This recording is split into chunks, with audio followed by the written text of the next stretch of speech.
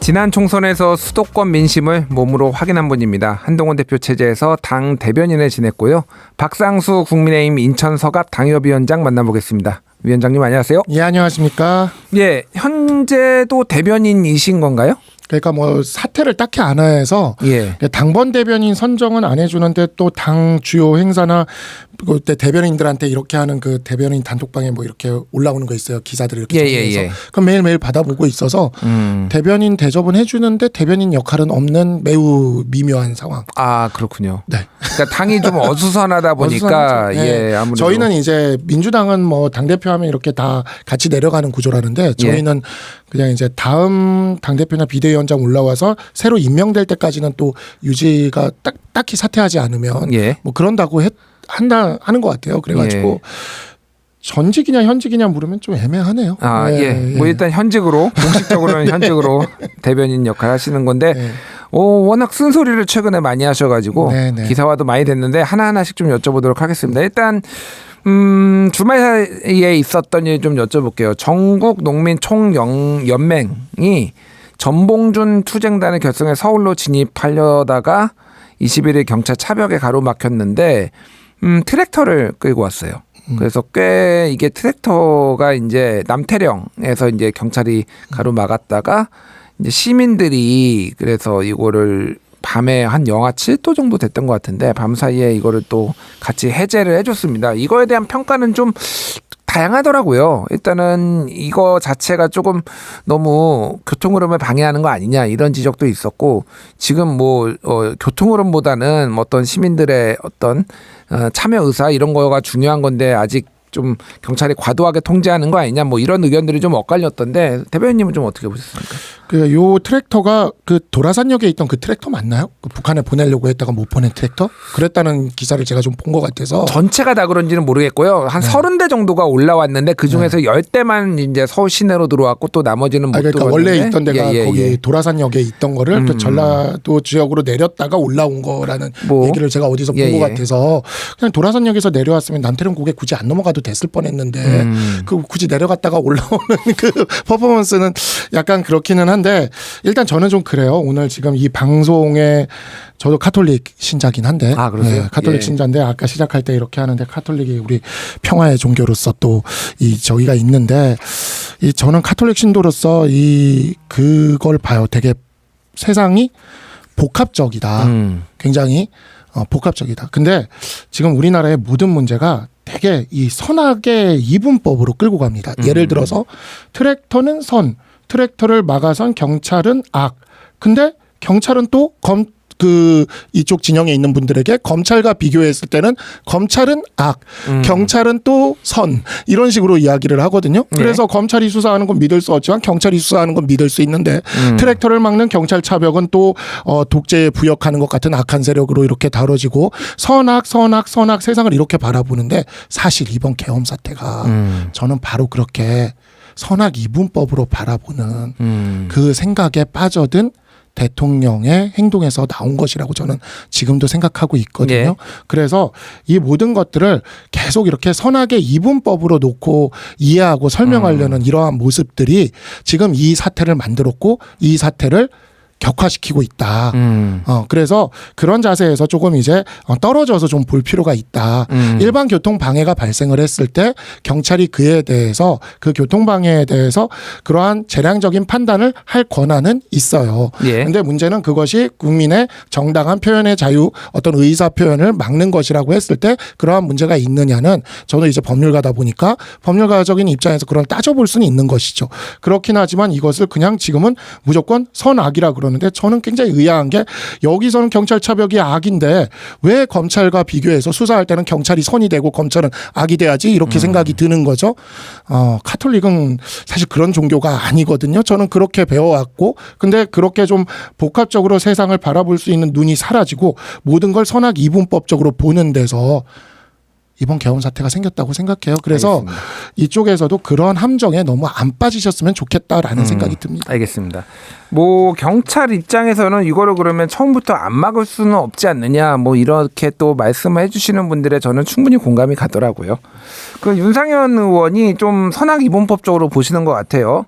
무너진 공권력의 난동 세력의 철퇴를 가해야라는 제목의 글을 SNS에 올렸고 황교안 전 총리도 북쪽에서 시켜서 그런 것 아니냐 뭐 이런 주장을 하시는데 이건 좀 어떻게 보셨는지. 그러니까 이런 태도들이 양쪽 진영에서 각각 이렇게 선악이분법적으로 세상을 바라보는 태도죠. 우리가 앞으로 이 계엄 사태라는 것에 대해서 이러한 비극적인 일이 다시 반복되지 않도록 하기 위해서 여야가 어찌 보면 함께 극복해야 되는 시각이다라는 생각이 들고요. 너무 지금 여기가 이게 너무 심해요. 그래서 우리 편이 아니면 무조건 다 악이다라는 이러한 태도가 지금 크리스마스도 얼마 안 남았는데 정말 우리 사회 전체를 지금 지배하고 있어서 심히 걱정스럽다라는 생각이 듭니다. 예, 이분법적으로 세상을 보지 말자라고 하는데 참 그렇게 보지 않기가 어려운 상황이 되다 보니까 곳곳에서 이제 전투가 이제 벌어지다 보니 참 어려운 것 같습니다. 한동훈 대표 이제 친한계로 이제 분류가 되셨고 한동훈 대표 체제에서 대변인도 하셨으니까 한동훈 대표 얘기 좀 사퇴한 지 좀 됐지만 좀 얘기를 하면서 당 분위기도 좀 여쭤볼게요. 일단은 한동훈 대표직 내려온 지 벌써 일주일이 넘었네요. 예, 지금 혹시 한 대표랑 최근에 한 전 대표죠, 정확하게는 연락을 주고 받으셨는지 좀 궁금해요. 어떻게 지내시는지 좀 궁금합니다. 이렇게 소위 말하는 친한계라는 그룹이 딱히 뭐 그렇게 막 인위적으로 생긴 그룹은 아니에요. 근데 이제 당 대표를 하시고 일을 같이 했던 사람들끼리는 계속 이렇게 연락을 주고 받는 게 있고 예. 그런 차원에서 뭐 오늘까지도 연락을 주고 받기는 하고 있고요. 아, 그랬어요? 네, 서로 간에도 이제 그 사람들끼리도 연락을 주고 받고 그러고는 있습니다. 그렇게는 하고는 있는데 다만 이제 뭐 당대표에서 쫓겨나신 거죠. 뭐 직접 말씀도 그때 하셨지만 쫓겨나신 겁니다. 그렇기 때문에 어찌 보면은 우리 당을 그렇게 상식적으로 끌고 나가려고 했던 사람들을 쫓아낸 사람들이 얼마나 잘하는지 또 봐야 되지 않겠습니까? 그래서 그동안은 아마 좀 특별한 말씀을 하시지 않고 아마 그냥 이렇게 지금처럼 좀 잠적하고 계시지 않을까 이렇게 생각이 듭니다. 아, 그렇군요. 예. 오늘 그러면 통화를 하셨으면은 뭐 아주 구체적으로 밝혀주시기는 어렵겠지만 뭐 그래도 현 상황이라든지 아니면 본인의 거취에 대하든지 뭐 어떻게 말씀해 주신 게 좀 있으신가요? 딱히 그런 거는 없고요. 그냥 이제 뭐 우리가 하려고 했던 것들이 좀 있어요. 네, 그런 사안들에 대해서 좀 점검하시고 체크하시고 그런 이제 어찌 보면은 12월 달부터 정책적인 면에 있어서 좀 드라이브를 하려고 했던 것이 있는데 예. 그러한 면들이 지금 다 무산이 됐죠. 계엄 이후로. 예, 사실 그래서 이러한 부분들에 대해서 그래도 보수라는 진영이 앞으로 계속해서 나아가기 위해서는 그런 부분들에 대해서도 끊임없이 이렇게 한 대표님은 끊임없이 공부를 하시는 스타일이라 예. 끊임없이 주변에 궁금한 게 있으면 물어보고 체크하고 확인하고 뭐 그런 과정에서 뭐 이루어진 연락이다 이렇게 말씀드릴 수 있겠습니다. 알겠습니다. 그 당시에 이제 한동훈 대표하고의 갈등이 불거지고 의원총회장에서 굉장히 격하게 뭐 물병을 던졌네 그게 뭐 사실이 아니네 뭐 이런 논란도 있는데 격한 말들이 좀 오갔던 것 같아요. 그래서 결국은 이제 배신자라는 건데 우리 박상수 대변인께서는 지금 지속적으로 얘기한 게 계엄은 윤석열 대통령이 했는데 왜 한동훈 대표가 배신자냐 이런 취지의 말씀을 지속적으로 하셨더라고요. 오늘 사실 그 노상원 씨 수첩이 지금 뉴스의 중심에 서 있잖아요. 예. 제가 오면서도 지금 페북을 하나 쓰긴 했는데 이 노상원 씨 수첩에 있는 내용이 사실이 아니었으면 좋겠어요. 너무 충격적이라 그 수첩에 있는 내용들에 보면은 뭐 오늘 국가수사본부장이 국회에서 예. 정치인에 대한 사살이 있었냐 하니까 그런 내용이 있었다라고 하지 않습니까? 수첩에 그런 내용이 그냥 노상원 씨의 망상이었으면 좋겠어요. 근데 수사 결과에 따라서 이런 것들이 만약에 사실로 밝혀졌을 때 우리 당이 비난받지 않고 그래도 존재할 수 있는 그러한 유일한 근거를 만들어준 게 한동훈 대표가 그날 계엄날 가서 계엄 해제를 18명의 의원들과 같이 가서 계엄 해제 요구에 의결권을 행사한 것 그리고 그다음에 대통령이 하야도 하지 않고 질서 있는 퇴진도 하지 않는다고 했을 때 어찌 보면 이와 같은 점에 있어서 탄핵에 있어서 필요성에 대해서 이야기한 것 이런 것들이 우리 당이 그러한 이 정말 얘기하기도 힘든 정말 사실이 아니었으면 좋겠는 이러한 일들로부터 이것을 막아내려고 했던 정당이었다라고 하는 즉 김영삼 대통령 이후로 이어져 내려오던 민주주의의 이 전통을 가지고 있는 정당이었다 이야기하는 그러한 것을 만들어준 사람이라고 생각을 하거든요. 예. 근데 그런 사람을 이런 식으로 내쫓았단 말이죠. 그것도 계엄 해제 요구를 하는 날 당사에 있었던 분들이나 아니면 탄핵에 대해서 계속해서 반대하는 분들이나 심지어 계엄에 대해서 일부 옹호하는 듯한 발언을 하는 분들이나 이런 분들이 중심이 돼가지고 이런 한동훈 대표를 내보냈단 말이죠. 예, 지금은 뭐 제명하라는 요구까지 하고 있어요. 만약에 한동훈 대표를 제명까지 하게 된다면 진짜 순도 100% 계엄에 대해서 옹호하고 계엄에 대해서 해제 요구를 하지 않고 그다음에 탄핵에 대해서는 반대만 했던 분들로 남는 정당이 될 겁니다. 우리 정당이 그렇게까지 가지는 않을 거라고 생각은 하지만 예. 어찌 됐던 간에 그러한 일들이 벌어졌을 때 나중에 아마 감당하지 못할 수준의 일들이 우리 당에게 닥칠 거라고 생각을 해요. 그렇다면 배신자를 우리 보수의 배신자를 보수 진영이 이 이후에도 살아가야 되지 않겠습니까? 새는 양쪽의 날개로 나는데 우리나라에 그 진보 진영만 남아서 날 수는 없지 않습니까? 예. 근데 너무 그 오른쪽 날개가 허약해지지 않을 수 있도록 버티려면 한동훈 대표를 이렇게 배신자로 몰아서는 안 된다. 차라리 알겠습니다. 이와 같은 헌정을 위협한 사람들을 배신자로 생각하는 게 맞다. 저는 그렇게 생각이 알겠습니다. 듭니다. 예. 하지만 이제 당내의 어떤 주류 아니면 주요한 목소리들은 어쨌든 계엄을 찬성한 건 아니다. 라고 얘기는 하고 있지만은 그렇게 좀 비춰질 소지가 많게 행동이 나오는 것도 사실인 것 같아요. 그러니까 제가 궁금한 건 이런 겁니다. 어쨌든 한동훈 대표 탄핵 가결 이후에 한동훈 대표한테 책임을 물어서 한동훈 대표가 사퇴를 했는데 그 이후에 이제 이름이 나오는 비대위원장 이 상황을 수습해야 되는 분들의 이름이라는 게 대체적으로 보면은 이제 친윤계의 중진 의원들이란 말이에요. 외부에서 좀 데려오지는 않을 거다라고 어느 정도 교통정리가 된 걸 보니까 이제 뭐 권영세 의원이라든지 아니면 나경원 의원이라든지 아니면은 아예 권성동 원내대표가 비대위원장까지 겸임하는 당대표 권한대행까지 겸임하는 모습 뭐 이런 것들이 나오는데 이렇게 지금 일주일이 지난 한 9일 됐네요. 한동훈 대표 사퇴한 지. 이런 상황을 좀 어떻게 보시는지 이게 그분들이 하시면은 이 당의 지금 내홍 그리고 이런 것들이 좀 수습이 될 수 있을 거라고 보시는지 좀 궁금합니다. 이 위기 상황에서 그분들이 어떻게 행동했었는지를 보면 그 기대치가 어떠한지는 국민들 모두가 느낄 거라고 생각을 합니다. 다만 지금까지 결정이 안 되는 거는 아마 내부적으로 서로 하고 싶은 마음이 있겠죠. 그래서 그냥 사다리를 타시는 것도 괜찮을 것 같아요. 사다리요? 네. 그러니까 네. 출마하시고 네. 싶은 분들이 있으면 뭐 세 분이 그냥 사다리를 타시거나 그냥 빨리 그렇게 해서 결정을 하셔야지. 이거 가지고 이렇게 서로 하겠다는 듯한 그러한 그 서로 간에 투톱이 좋다라고 했는데 굳이 또 권성동 원내대표는 원톱이라는 의견도 많다라고 얘기하시면서 그 원톱이란 게 누구겠습니까? 그러니까 그런 마음들을 이렇게 드러내시면서 너무 그러한 모습으로 빈축사는 것보다는 그냥 빨리 세 분이 모이셔서 사다리를 타시는 게 어떨까라는 생각이 좀 듭니다. 알겠습니다. 네. 그 얘기는 사다리를 타라는 얘기는 뭐 별 차이가 없다 누가 하든 뭐 이렇게 그냥 세 분이서 빨리 결정하시면 될 것 같아요. 알겠습니다. 그 안상수 대변인 페이스북이 요즘 좀 핫해요. 저 안상수 아니라 박상수. 죄송합니다. 그냥 큰 결례를 제가 몰랐던 건 아니고요. 워낙 이게 또 입에 있다 보니까 그렇죠. 또 안상수라는 분이 여러 분이 계셔서 그 정장에 또 인천에서도 또 시장이셨기도 하셨고 당 대표 하셨던 안상수도 옛날에 계셨고 여러 분이 계십니다. 죄송합니다. 일단 죄송하다는 말씀드리고요. 박상수 대변인의 페이스북이 굉장히 핫한데 최근에 인상 깊은 문장이 있었습니다. 내란죄는 내란 우두머리가 반드시 존재하는 범죄라는 표현을 썼습니다. 내용을 보면은 대통령이 우두머리가 아니다. 윤 대통령 측에서 이런 주장을 펴고 있다고 보신 것 같아요. 그러니까 내란의 우두머리는 윤석열 대통령이다 이렇게 지금 말씀하시고 싶었던 거죠, 그러니까. 아니 이거는 이제 내란죄라는 걸 이제 수사는 해봐야 되는 거는 맞아요. 저는 법률가니까 일단은 그런 부분에 있어서는 지금 벌써 결론을 내리는 거는 맞지는 않은데 다만 이제 이런 거죠. 그러니까. 저는 이게 굉장히 흥미진진하게 좀 보고 있었는데 예를 들어 국무회의는 제가 그 페북에 그 글에서 썼지만 국무회의는 존재하면서도 존재하지 않아야 돼요.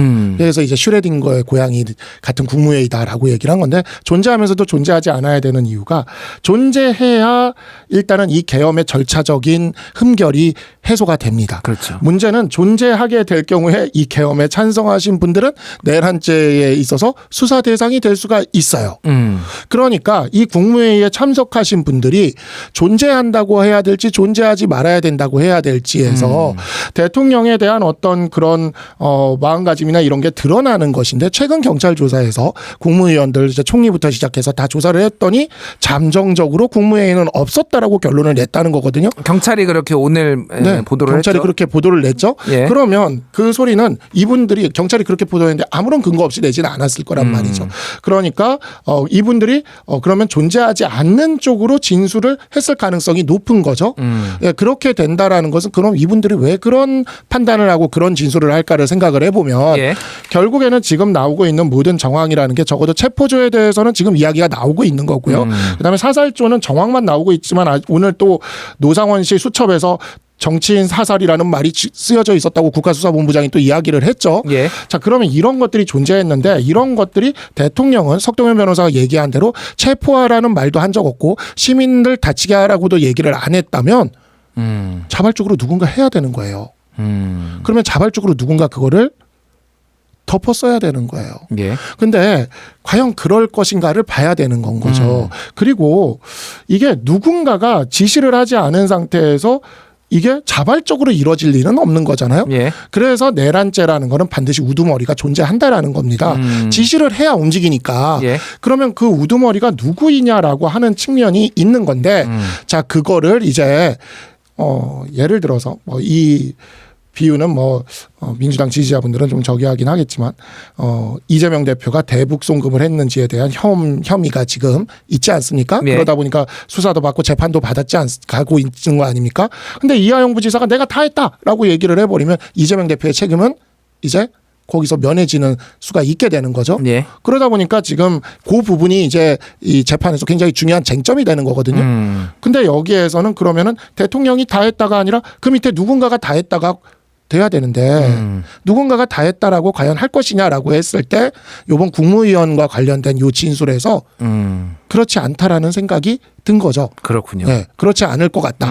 그러면은 이제 이 부분이 이제 서로 간에 이러한 일들이 수사를 통해서 엇갈리는 진술들 사이에서 이제 그게 안 맞춰지는 것을 이제 맞춰가다 보면 사실관계가 확인되기 시작을 합니다. 알겠습니다. 그래서 이렇게 무슨 갈 얘기인지 것 같습니다. 알겠습니다. 그러니까 어쨌든 내란이 생겼으니까 내란 우두머리가 있어야 되는데 그게 윤석열 대통령일지 김용현 국방부 장관일지 아니면은 노상원 아기보살과 같이 근무를 했다는 노상원 씨일지 이거는 수사를 해봐야 되지만은 합리적으로 봤을 때는 대통령의 가능성도 배제할 수 없다. 이 정도로 말씀하신 것 같고요. 근데 대통령이 지금 수사도 안 받아요. 수사를 안 받고 있습니다. 그러니까 정확하게는 이제 공수처에서 이제 출석 요구를 이제 25일 날 하라고 했는데 나올지 안 나올지는 모르겠으나 안 나올 가능성이 매우 높다라고 하고 헌재에서 보낸 이제 서류에서도 수령을 안 해가지고 결국은 이제 송달 완료 처리를 했단 말이에요. 이거는 좀 어떻게 보십니까? 대통령이 명패가 있었잖아요. The buck stop here. 그래가지고 오늘 중앙일보에서도 이제 사설 제목으로 이걸 인용을 했는데. 어떻게 이거는 좀 현상을 보세요? 그러니까 대통령이 지금 두 차례 만약에 이번에 소환 조사를 하지 않을 경우 일반인의 기준으로 놓고 생각을 하면 일반인의 경우 3번 소환을 했는데 안 오면 그때 체포영장을 보통 청구하고 법원은 그때 체포영장을 내줍니다. 2번만 안 와도 체포영장 내는 경우도 있어요. 있는데 일반적으로 3번은 그래도 봐주는 편인데 이번은 또 사안이 크고 워낙 또 그러한 지금 정황이 있다 보니까 두 번째에도 체포영장도 칠 수 있을 것 같아요. 지금. 자, 근데 이제 압수수색 영장 같은 경우에는 우리 형사소송법에 어떻게 되어 있냐면 압수수색 영장 같은 경우에는 그 군사보호시설은 그 기관장이 허락을 해줘야 압수수색을 할 수가 있습니다. 예. 근데 체포영장이나 구속영장은 그런 게 없어요. 그래서 바로 집행할 수가 있습니다. 그래서 이번에 만약에 출석을 하지 않고 체포영장을 법원에 쳤는데 법원에서 체포영장을 내주면은요, 이거를 집행하러 가면 경호처에서 막으면 안 돼요. 그거는 막으면은 공무집행방해가 그렇게 되는 될 수가 거군요. 있습니다. 예. 그래서 현직 대통령이 체포되는 모습을 전 국민이 봐야 될 수도 있습니다. 그래서 저는 대통령이 이 부분에 있어서만큼은 정말 그냥 소환에 응하시는 게 맞다. 체포되는 모습을 국민들 앞에 보여주는 게 일국의 대통령이지 않습니까? 대한민국의 그리고 상징이잖아요. 예. 근데 그분이 체포영장에 의해서 체포되는 모습을 보여주는 게 저는 바람직하지 않다라는 생각이 들고요.